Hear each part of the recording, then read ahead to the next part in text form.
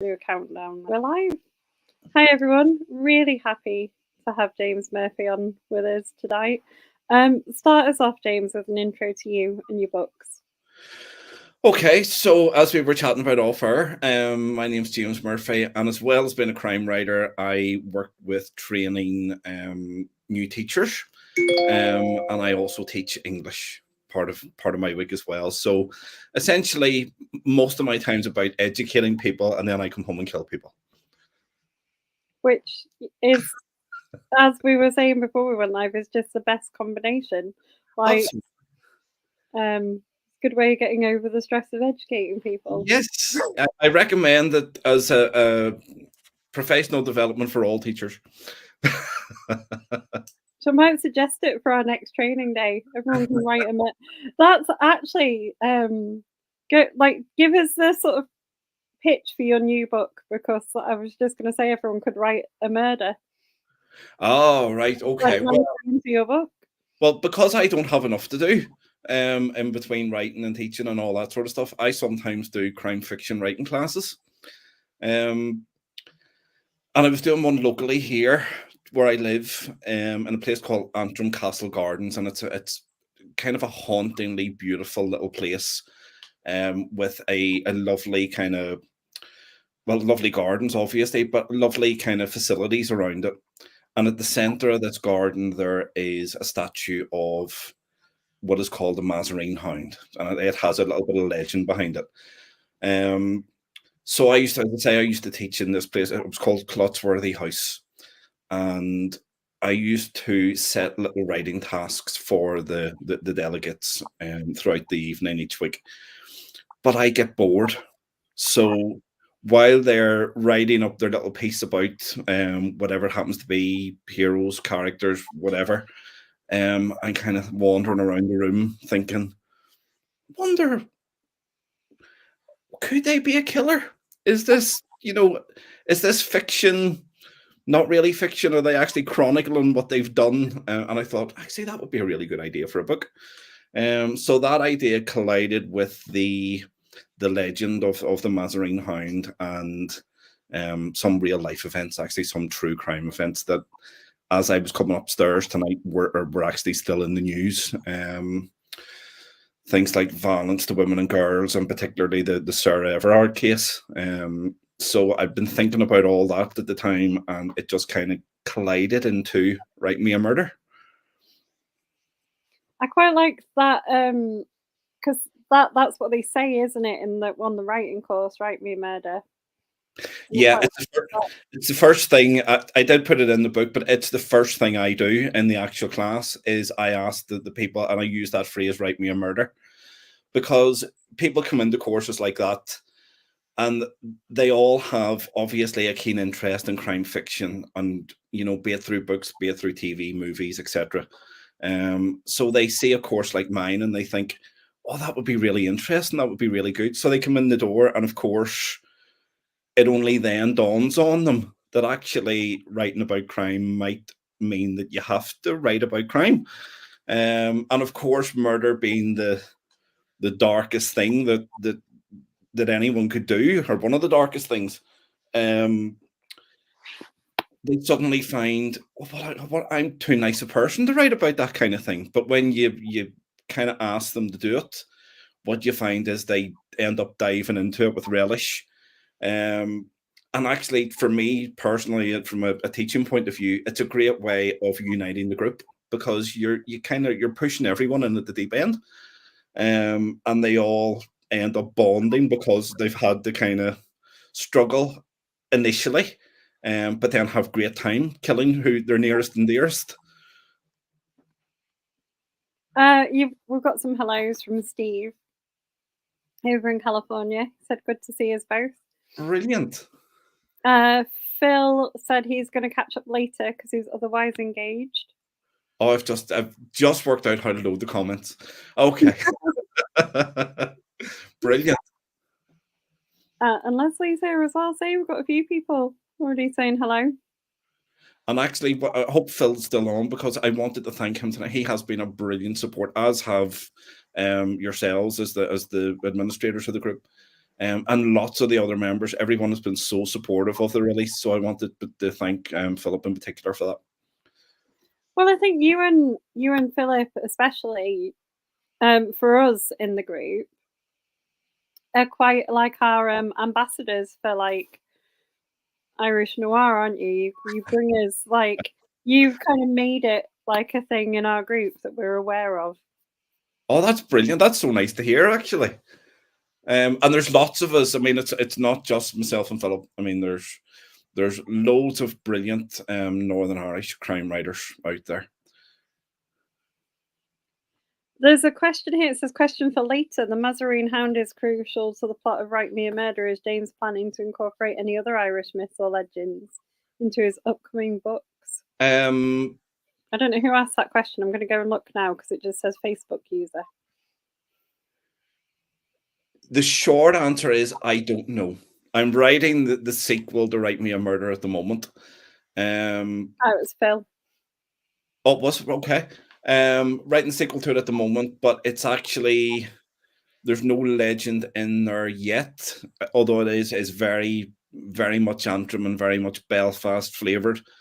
I had written a short story a wee while ago as part of the Alternative Ulster Noir collection called How to Be Dead. It was based on a Snow Patrol song. And that was actually almost the sequel to Write Me a Murder. It actually managed to make it out into print before Write Me a Murder did. So I'm developing that into a novel now, and that's going to be kind of true crime based. I suppose centering around the idea of the Soham murders, not specifically the Soham murders, but something in and around that type of ilk. That's maybe exploring the psychological side of it a wee bit more. That was one of the things I was going to talk to you about, because there were some lovely, like, just really clever things in Write Me a Murder that sort of were unusual, I thought, for crime fiction in general, and I read quite a lot of crime fiction. So there's like quite an interesting, I don't want to give any spoilers away, but there's quite an interesting psychological element to it. Oh, right. Okay. So that's the How to Be Dead program. Yeah. Yeah. I suppose that kind of stem. The next novel is going to be called How to Be Dead. So that's a bit of a. I hope I'm allowed to have revealed that. I'm just thinking of my publisher, who is a member of the club. Maybe I should just turn off now. But yeah, it's going to be called Write Me a Murder. Sorry, it's going to be called How to Be Dead. And it explores that idea a little bit further. And it's the idea of, I suppose, people being reintroduced into society after being involved in a pretty heinous crime, or perhaps on the fringes of that, and how that works, how it might work in my head anyway, and how that actually permeates out into society. So it's, yeah, I don't know how much more I can say without. No, that is slightly different to the other thing I was that I picked out as well. But I don't want to. We can't go too far because that was near the end of the book, so we won't. Oh, right. Okay. Because we won't give spoilers away to people, because we want them to go away and buy the book, don't we? Oh, absolutely, yeah. So we're just going to say it's fabulous, and they need to go in. Completely, I completely agree. Although I really suffer from like imposter syndrome, so for me it's not fabulous. But yes, it is. I like how you sort of have a lot of sort of focus on the houses and the things where people are writing, and your like main character in it's quite successful, aren't they, or have become quite successful, and then you've got some little nice little nerdy touches of like the Knight Rider car and yes, yeah, things and that. I was like, that's very James. I was reading it, like, that's completely me. I'm a self-confessed nerd. In fact, I'm drinking out of a He-Man cup as we speak. So yeah, anything 80s, but I'm a particular fan of Knight Rider. And so it it seems to make its way some way into a lot of my writing, as does music. But if you happen to be around when Brian McGilloway and I are chatting, we're both English teachers, we're both 80s nerds, and I sent him an early reader copy, and he came back, and I think that the thing that had him chuffed the most, he loved the story, but the thing that had him chuffed the most was the Knight Rider reference. Do you ever get that in your other life as a teacher? Do you ever get that now just goes over people's heads when you make references to that? I made an Airwolf reference the other day in school, and the kids were just like, "What are you talking about?" Yeah, totally. They've no idea. But then, I mean, as I say, music would be my other big thing. And if you mention something about music, again, a lot of the time goes over their heads. But a lot of the stuff that I would be into would be, I suppose, in its day would have been classed as Britpop, which is coming back round again. So for me, it's the younger people turning the tables on me now because they think they're the experts, and I'm the guy going, no, but hang on, I was there before you. Are you ever tempted to use kind of? I guess there's a problem with rights and stuff. Are you ever tempted to use like musical things as quotes or book titles? Well, the How to Be Dead thing, it is the name of a Snow Patrol song. Thankfully, I have connections who have connections to Snow Patrol, so as long as I don't go too mad, I think that one's fine. But actually, I haven't necessarily used lyrics as such throughout my books, but my previous series, the Terror Trilogy, a lot of the characters in that were named after members of Pulp, the band. And at one point, I mean, I was just kind of dropping in surnames and so on. And at one point, I needed the name for a new villain. And I thought, right, I'm just going to wait. The next thing that pops up on my social feeds, I'm going to use that name, and I'll ask the person's permission. And I was really lucky that it actually happened to be Nick Banks, the Pulp drummer. So I contacted him and subsequently was able to interview him and so on a few times, and that was brilliant in itself. But he let me name the film after him. Cool. I like Pulp. They're a great band. Back together again and touring again as well. So I saw them twice last year and hopefully again this year. So yeah, but that's kind of alludes to what I was saying earlier on. I was surrounded at the concert by all these young people all idolizing Pulp, and I'm standing in the middle of it going, what on earth is happening here? No, I'm their number one fan, not you. Steve has said that he doesn't hear much about Irish crime here. He said they don't hear much about Irish crime in the States. He found out about you and Philip Jordan. See, that's what I said from the group. You two are leading the way. Oh, wow. And he's been following Brian McGilloway for a while now after reading Borderlands some time back. What Irish crime writers do you recommend or follow? Oh, well, I suppose I do love to champion local, like really local writers. So from a Northern Irish crime point of view, I'm a huge fan of Kelly Crichton, Sharon Dempsey, Simon Maltman. I'm trying. There's loads. Stuart Neville would be a big fan of his stuff. And then the kind of on the kind of wider the island of Ireland, if you like, Sam Blake would be someone I would read a lot. Louise Phillips. And I've just finished, actually. I was writing down, because I knew you were going to ask me about what I was reading. I didn't. It was Steve this time. I can't think off the top of my head. Oh, and I should mention, who have I left out? Claire Allen. Yep, Claire Allen. And of course, Brian's brilliant as well.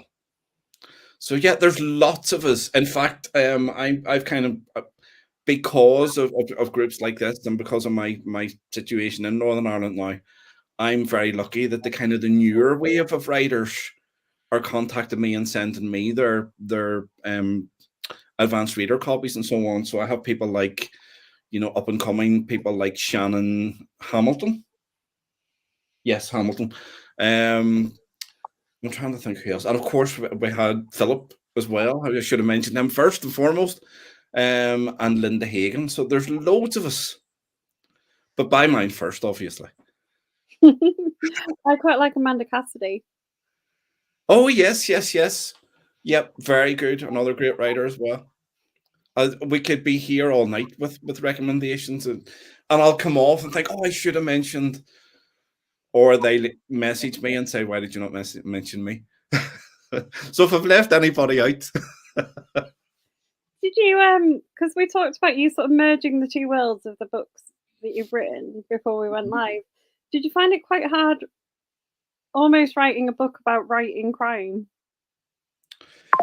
It was really, really difficult, because I came up with the concept, and the idea was, as I said, about the crime fiction writing class, and that would somehow relate to real life murder.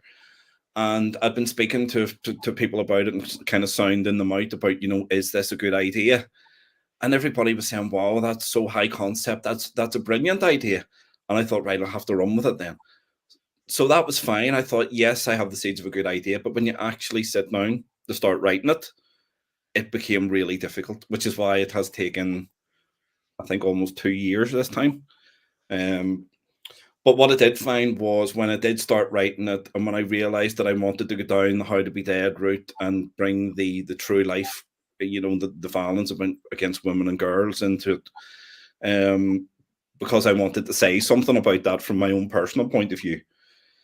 Once I kind of got the ducks in a row, it was easy to write. And the bits I enjoyed, I suppose, were the bits where you were writing from, because it's a kind of a multi-layered narrative. So you were writing from the point of view of lots of different people, which meant that you didn't really have to think about, this needs to be really polished, or, because they were delegates in a writing class.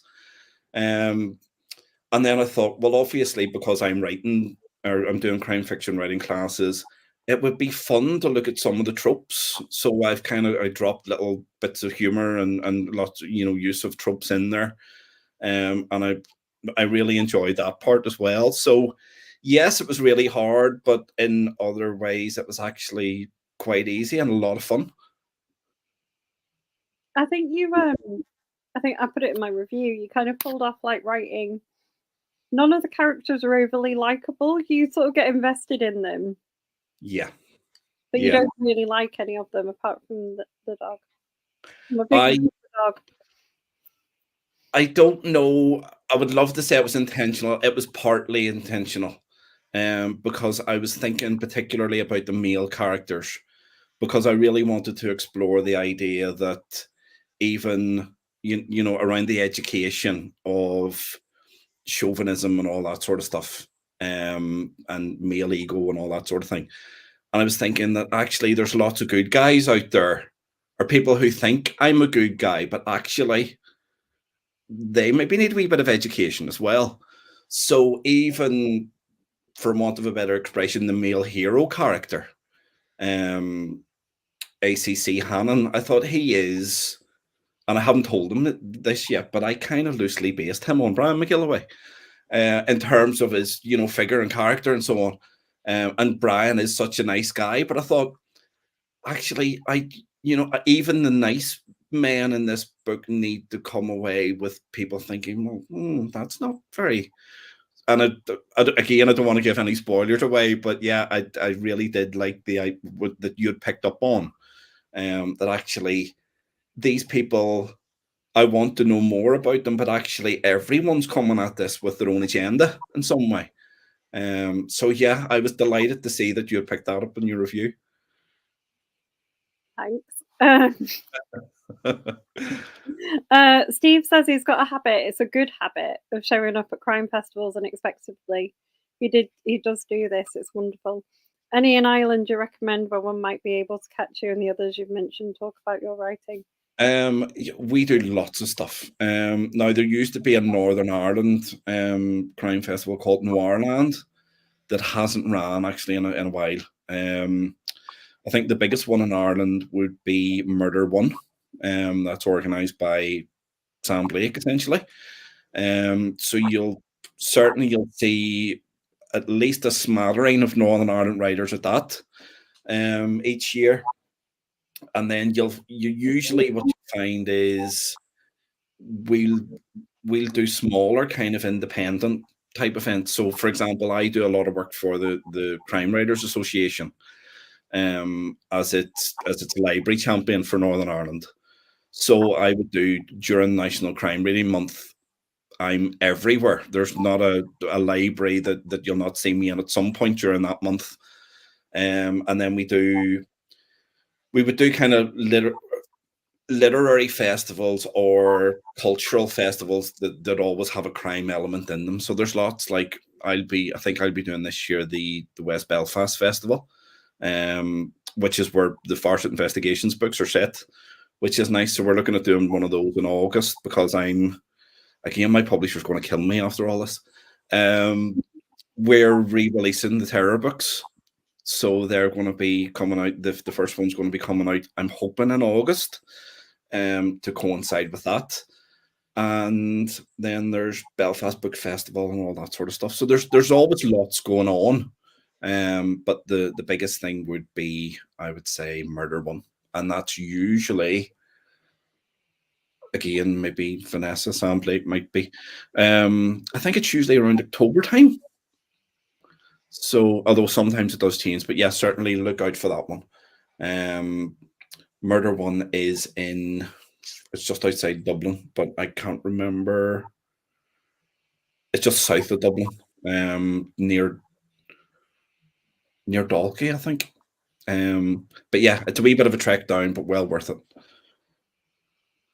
He does have a habit of showing up at them unexpectedly as well, Steve. I first met him at Harrogate. I was just in a queue to get some books signed, and I saw Steve, and I was just like, that is amazing. I still, to my shame, have never been to Harrogate, and every time I go on, or every time I'm chatting to you or Sam, I always mention, yeah, I'm going to come this year. I don't know. I have an excuse now, because before I was saying, well, I've nothing to promote, I've nothing to talk about, and I do have something to promote this year. So maybe I'll be able to convince my wife that a holiday in the summer in Harrogate would be lovely. I guess the problem is it's right near the end. It depends when your term ends in Ireland, because for me it's always like the weekend just before we break up. So I normally can't do the midweek bits. I can only do the weekend, and then I'm normally back at work for at least a day. No, we finished the end of June, so we're quite lucky that way. So I would have a wee bit of space and then be able to go over. So if they want to invite me, or if I can, as I say, convince my other half and my daughter that summer in Harrogate would be lovely, then we shall see.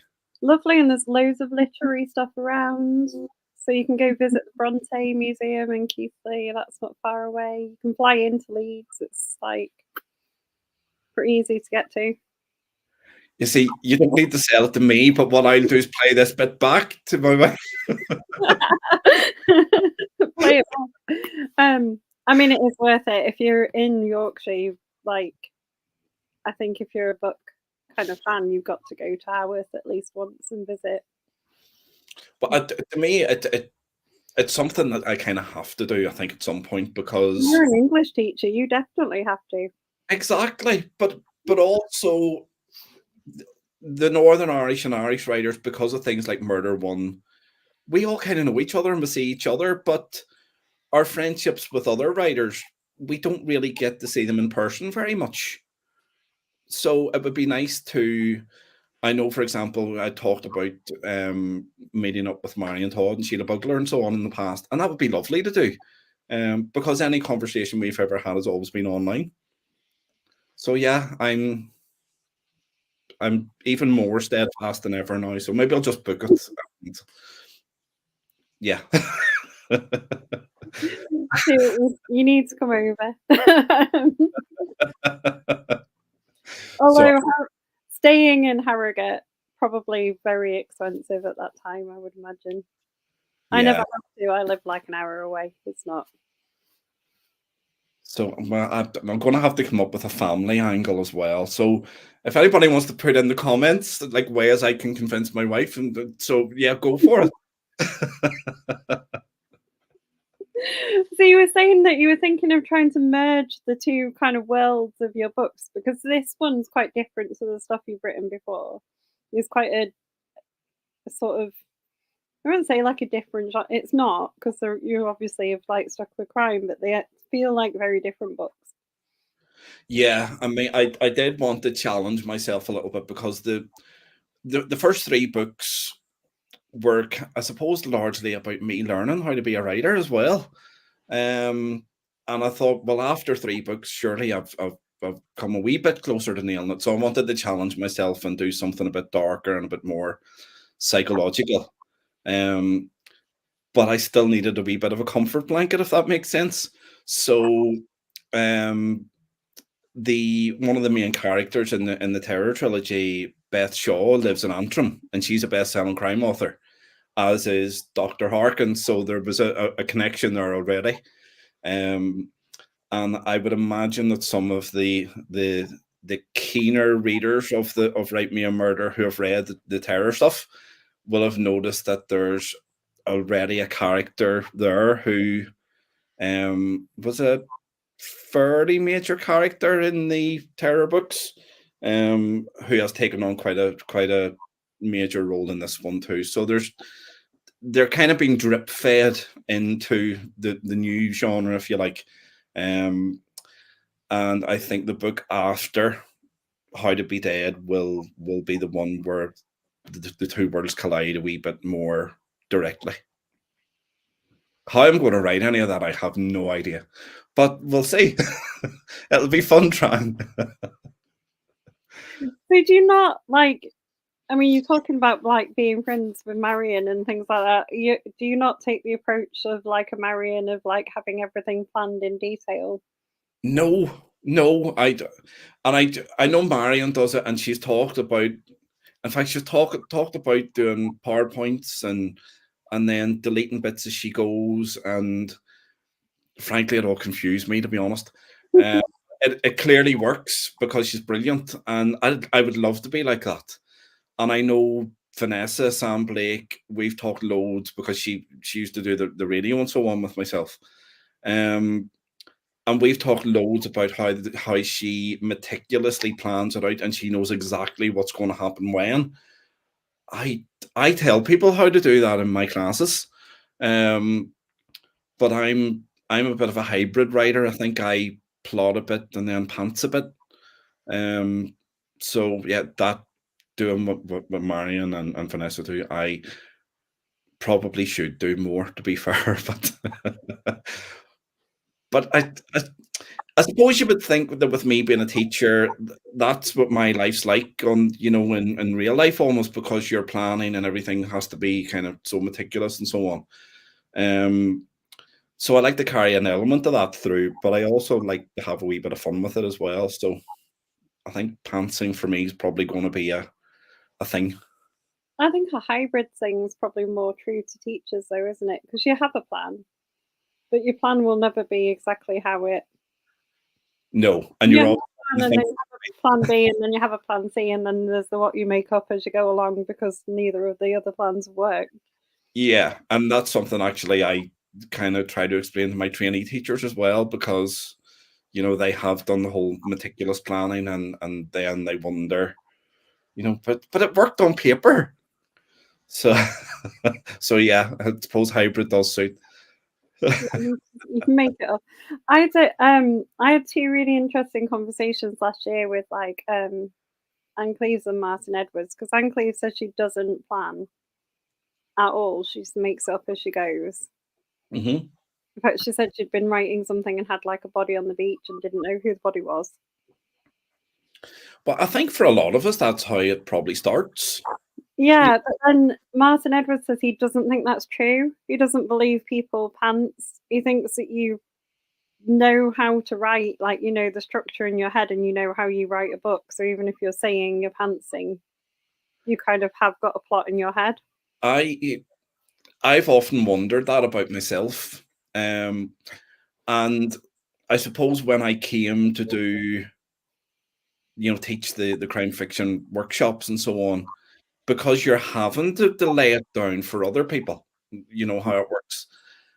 A lot of that was yes, just done from my head. So I suppose on a psychological level, that's probably right. This is maybe going to start filtering into the next book a wee bit now. We're like influencing your Talk amongst yourselves while I write a few notes. What have you ever sort of slipped? So we've talked about the Knight Rider reference. You ever slipped any other kind of surreptitious like 80s references into your books?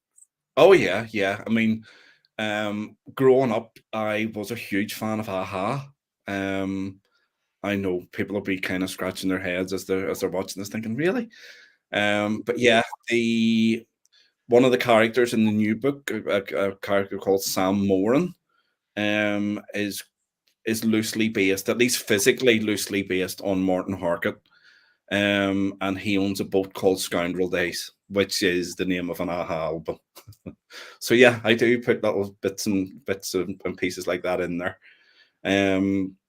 Another new character is called Matt Osman, who is the bassist in Suede, and is also a crime writer. So yeah, there's lots of little nods to different things throughout. But I don't know if I do it to amuse myself as I'm writing, or because I know that people have now come to expect it, so they kind of trail after me trying to find them. I think it's quite nice. I think it's like having Easter eggs hidden in films and stuff, isn't it? There's a level of nerdy reader that will enjoy you finding those in your books. And actually, I mean, kind of going back to the Knight Rider reference, as I was writing that, I was thinking, this is so going to be edited out. Because I was just thinking, publisher's going to come back and say, yeah, but the Knight Rider bit needs to go. And I was lucky that somehow it managed to stay in. I think I'm glad they kept it in, because I think that just shows like a flavour of. It's like something you would expect from your book. Oh, that's nice. That's so nice to hear. I mean, I've recently redecorated my writer's room to try and make it a wee bit more like a writer's room and not like, a den for an 80s geek. But behind where you guys can't see behind the camera, if you like, I literally have probably, virtually hundreds of models of Knight Rider cars and memorabilia. So it's always there as a constant reminder. Laura Hamilton's here. She's a really good champion of kind of Irish writing as well. Mm-hmm. So Yep. if you could meet one of your characters for a drink or a meal, who would it be? And what would you want to ask them? If I was bringing one of my characters for a meal, Yeah, or a drink. oh wow, that's a really interesting one. I think it would have to be the lead, Dr. Harkin, simply because for the new book, I need to know a lot more about an investigative psychologist. So it would be really, really handy to have one where I could quiz. Although if it was just for a bit of crack and a night out, it probably wouldn't be from this book. It would probably be Beth Shaw from the Terror trilogy. And to be fair, she was probably loosely based on my wife as well, so that probably stands the reason there. So you're saying, do you go searching out experts to help you things? Because the kind of psychology aspects in Write Me Murder were really interesting, and I did wonder how much like research you'd have to do for that. I did a fair amount, but what I found out quite quickly was it's a rabbit hole that you could potentially never come out of. So what I thought was, what I'm writing, some of it is lightly based on fact and could conceivably happen. but no, I don't think there is actually a How to Be Dead program.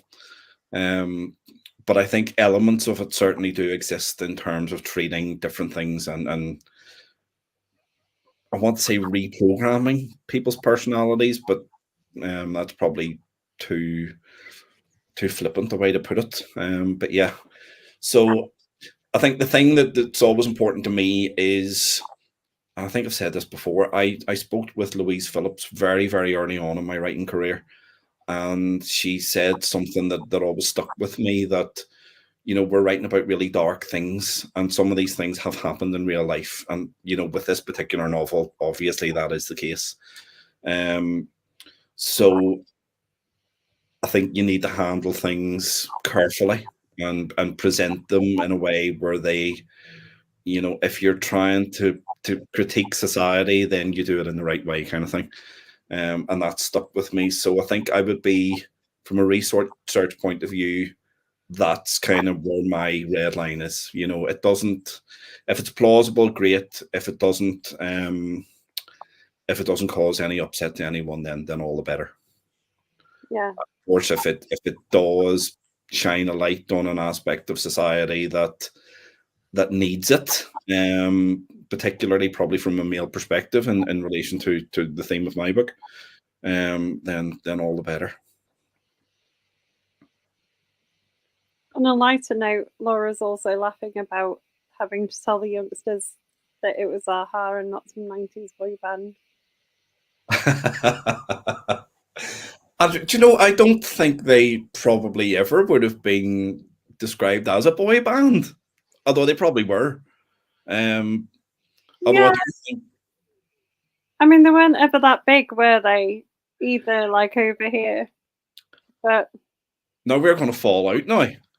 I mean, I like them. Like, they were big. They still are big over here. No, I don't think they ever got the credit they deserved. And I think even if you look back now on their discography, if you like, the songs are brilliant. In fact, one of my daughter's first concerts was an a-ha concert, because they were doing a tour and they came to Northern Ireland, and it was one of those, you're going whether you like it or not, and whether you're too young or not, because it was one of those things that you just wanted your child to be able to say in the future, even though you knew they were never going to mention it to anybody. Oh, look, Laura's saying a 90s boy band covered them. They've been covered a lot of times, a-ha. Oh yeah, that's right. Yeah, that was one of the first things I played on radio.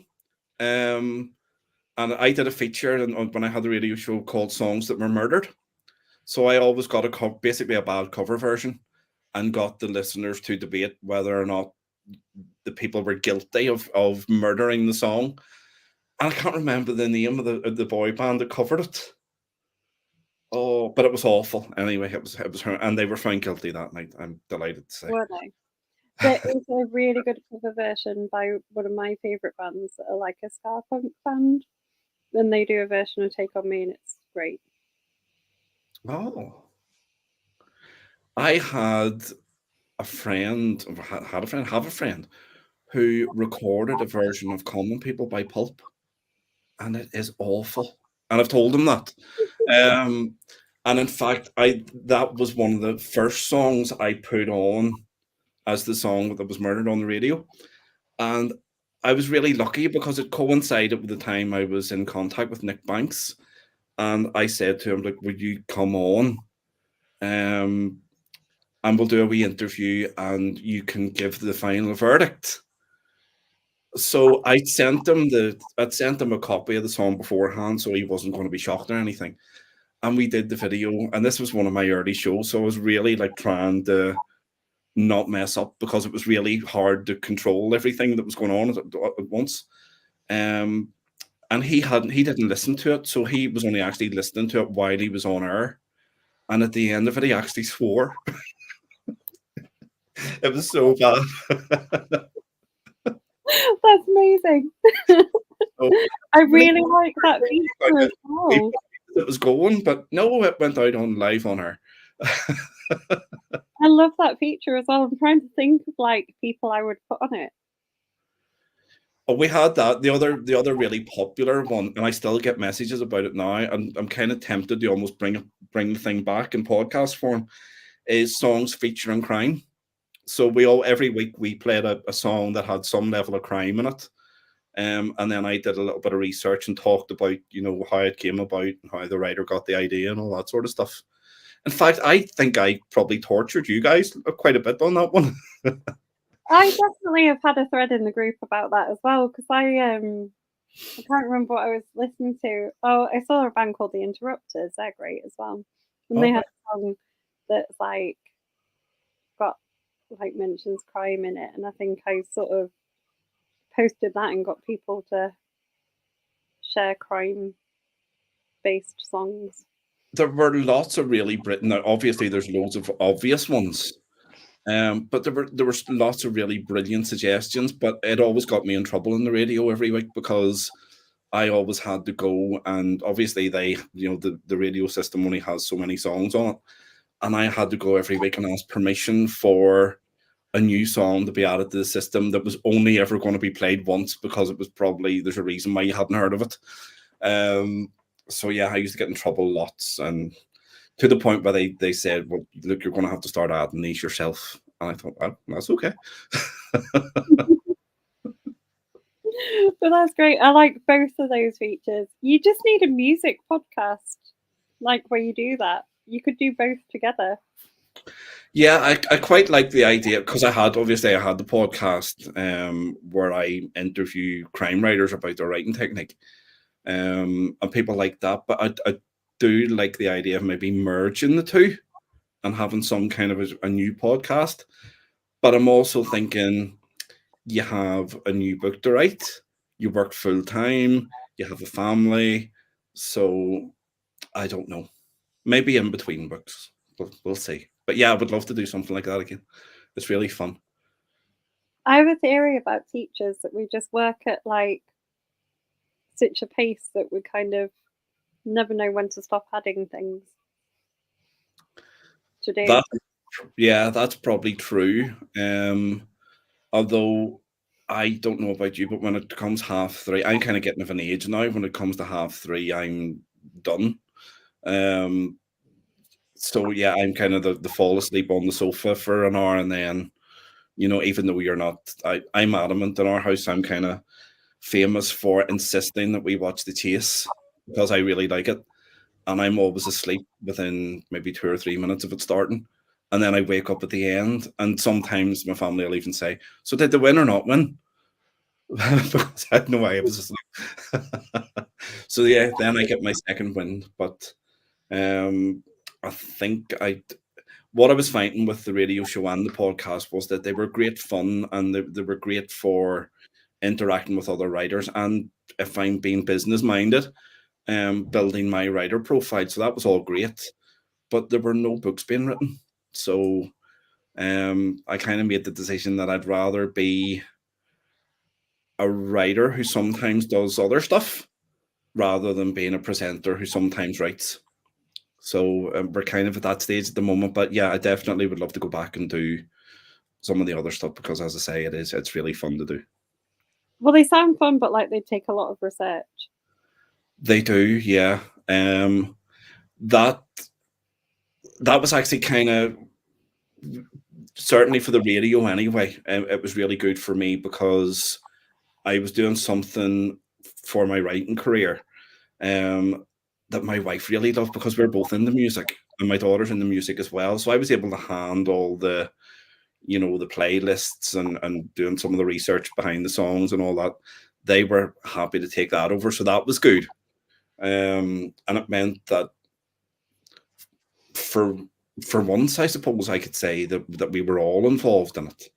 Because I mentioned earlier on, I do suffer imposter syndrome a little bit.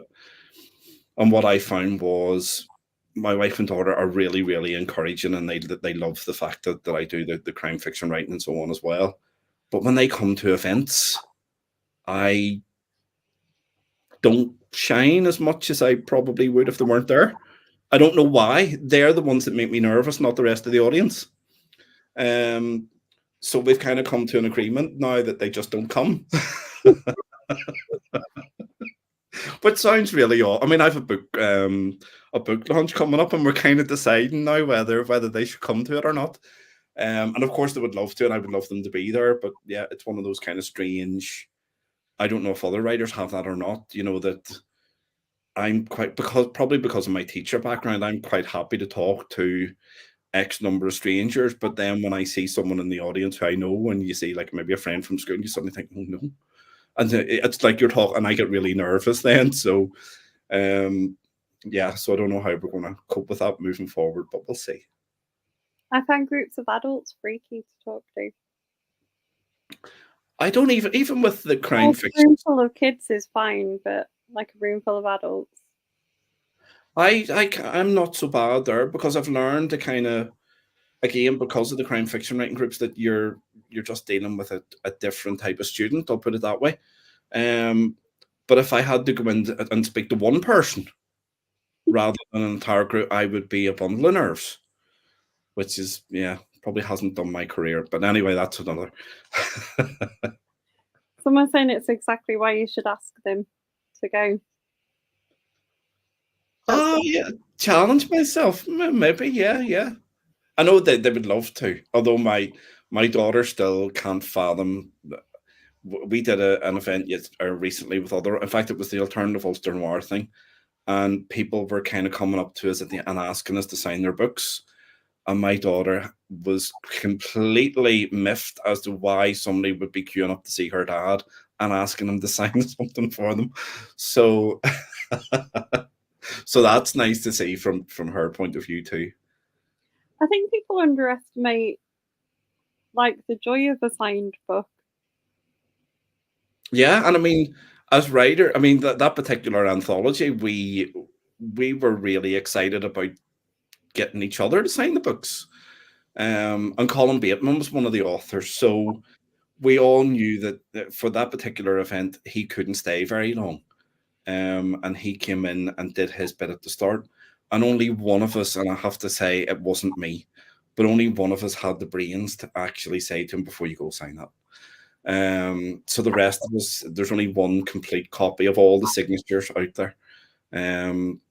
So if anyone's thinking of burgling Sharon Dempsey's house, you just name your price. There's although, do you think Terry Pratchett used to joke that he did so many book signings that his books were more valuable if they weren't signed? Yeah, I don't know. Signing, it's something I quite like to do, in the sense that if somebody asks me, will I sign the book, I kind of think, well, that little story that was in my head that, you know, a lot of people might think of nonsense, meant something to that person so much that they want me to sign it. So I really connect from that point of view. But I wouldn't be the type that would be, would you like a signed copy? Again,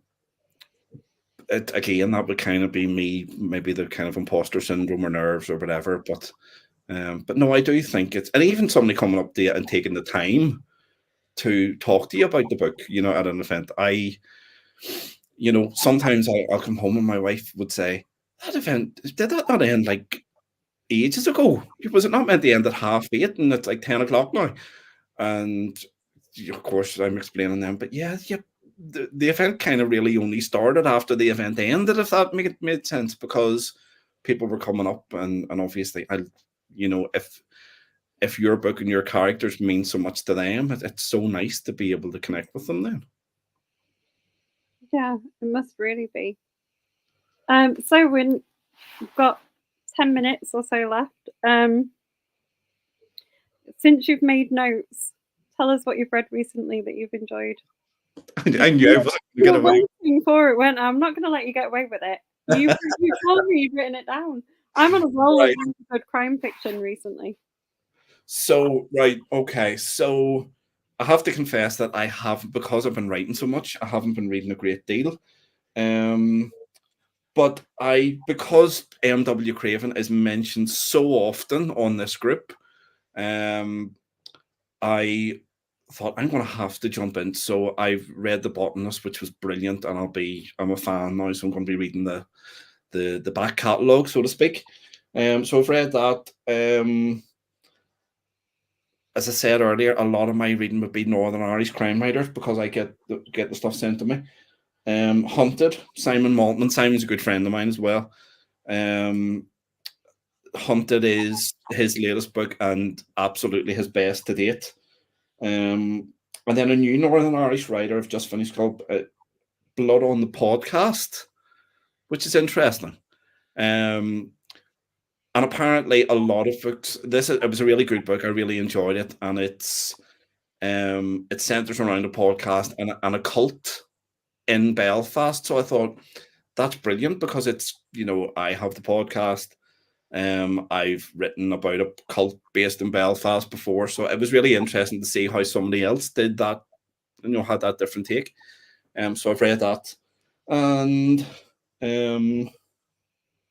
None of This Is True, Lisa Jewell. That's really good as well.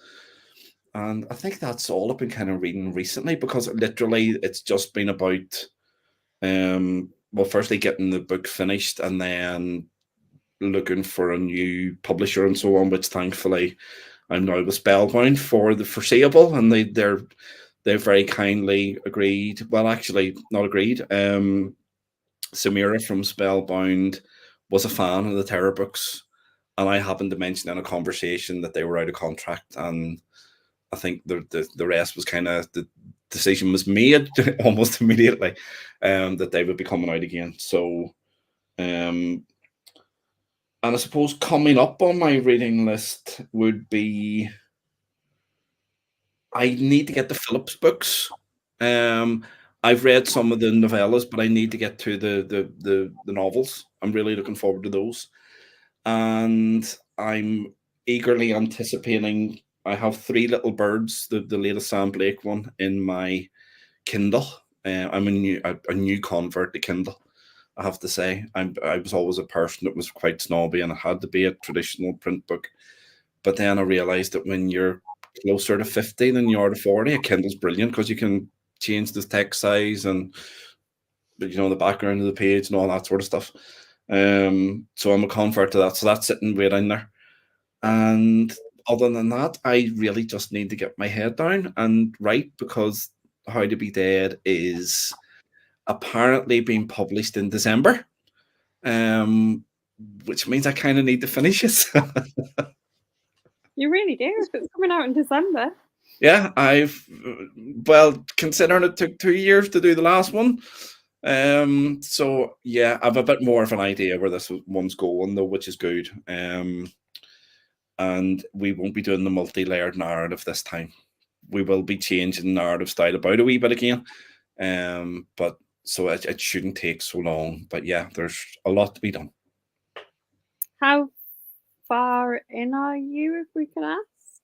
Oh, I don't know how much you can give away with that. Fairly early on, actually. Probably about 15,000 words, something along there. But I'm one of those people who writes about 10,000 words and then I'm not happy with the opening chapters.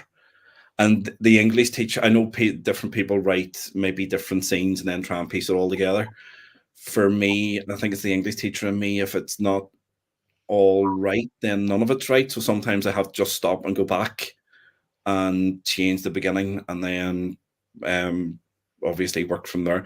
I'm just thinking of the irony of that, because the opening line of this book is a C.S. Lewis quote, which is something, I can't remember it exactly, but it's something like, you can't go back and change the beginning, which is exactly what I did. But yeah, there's a lot to be done, I think, still.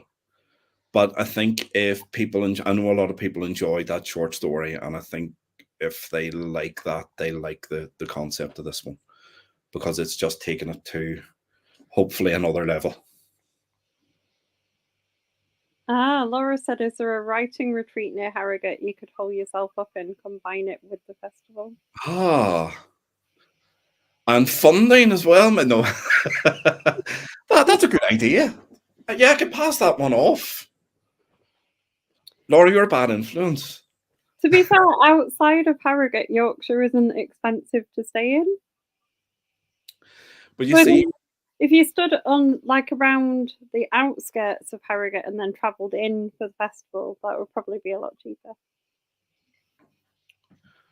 Yeah, it's really and I am a bit of a foodie as well, so the whole idea of exploring the food scene around there has always been something I would have wanted to do as well. So it could be Write and Retreat come foodie tour. Maybe we'll get a cookbook out of it too. Is there a foodie tour you can do in Yorkshire? You need some Wensleydale and Parkin. It's like there's bound to be.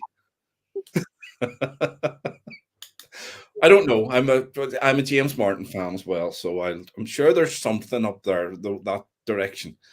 I don't know. We'll see. But yeah, the more excuses to come to Harrogate, the better. And like emails now with loads of suggestions of things to do. That's okay, as long as some of them are teen friendly as well. Then that only adds weight to the case. It's great live music scenes. I'm so you don't need to sell it to me. I want to go. Maybe or a petition if you can get so many, and I'll give it to my wife then, and say, look, the entire readership of the entire membership of the UK Crime Book Club want me to go to Harrogate, so we can't say no. You'd have to bring books to sign as well. Even better. And I'll finally be able to catch up and meet people in real life. And that's been really weird. I even gone down to Murder One, because I'd done the podcast and interviewed and become friendly with so many writers. When you actually see them in real life, it's a bit strange. Because you're like, this person's now 3D almost. Well, not almost, really.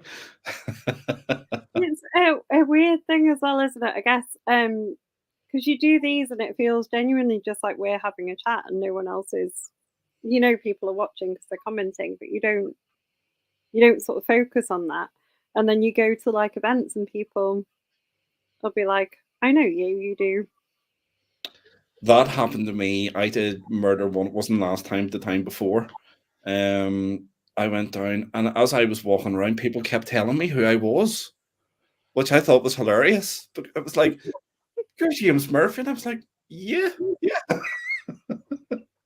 But again, part of me was thinking, do I know this person? Should I know their name? And it was just, some of it was really nice, obviously, but some of it was just nerve-wracking as well. Because I was thinking, did I interview this person? Have I done? And because there were so many, obviously, in the podcast and some of the other things I do. And then I haven't met her in real life as yet, but I joke Callie Taylor about meeting her, and because it's going to be just so embarrassing, because I interviewed her for the radio, and one of the people that did a regular segment on the radio show was called Kelly. So in my head, even though I knew I needed to pronounce it Callie because it's two completely different names, I kept calling her Kelly throughout the entire interview. So it's a running joke now between us. So I think when I meet her, I'm just going to have to call her Kelly. Yeah. Well, you will. But that's good though. Yeah. You've got a running joke that you can have. And it's, I suppose, it can still be quite nerve-wracking, when you haven't met someone in real life before. So if you have that kind of connection, I suppose that makes it a lot easier as well. In your 2 minutes that you've got left, tell people what they're going away to buy. Laura said that she's got one of your books lined up, I think. But... sorry, ask me that again. I didn't quite hear it. Remind people what they're going to go away and buy. Oh, they're going to go away and buy How to Be Dead. No, they're not. They're going to go away and buy Write Me a Murder. How to Be Dead is what I'm working on at the moment. But they'll be buying that next year. But no, they're going away now to buy Write Me a Murder. And I really hope they enjoy it, because as I said earlier, it was a tough one to write, but it was a lot of fun to write, and I hope that comes across in the reading of it too. And that's and it is really good. I thoroughly enjoyed it, so definitely go away and buy it. Brilliant. Thank you so much. And as I said, you said they think they have it on their Kindle. That's good. That's what you want to hear. Oh, brilliant. Looking forward. Oh, I hope they enjoy it. I'm at the stage now where it's like, you know, your book baby's gone out into the world, and you're hearing so far lots of really, really nice things about it. So hopefully it keeps behaving itself, and we keep getting good feedback. Lovely. And Steve said thanks for the great interview. Yes, indeed. Thank you for, and actually thank you guys, not obviously you, Caroline, for giving me the slot and taking the time to interview me, but for the people who came on tonight, thank you for giving up your time to come and listen to us. Yeah, it's fabulous. Thanks for joining us. No problem. I always look forward to it, because I know there's going to be a bit of nerdy chat in there as well, and some music. I love a nerdy chat.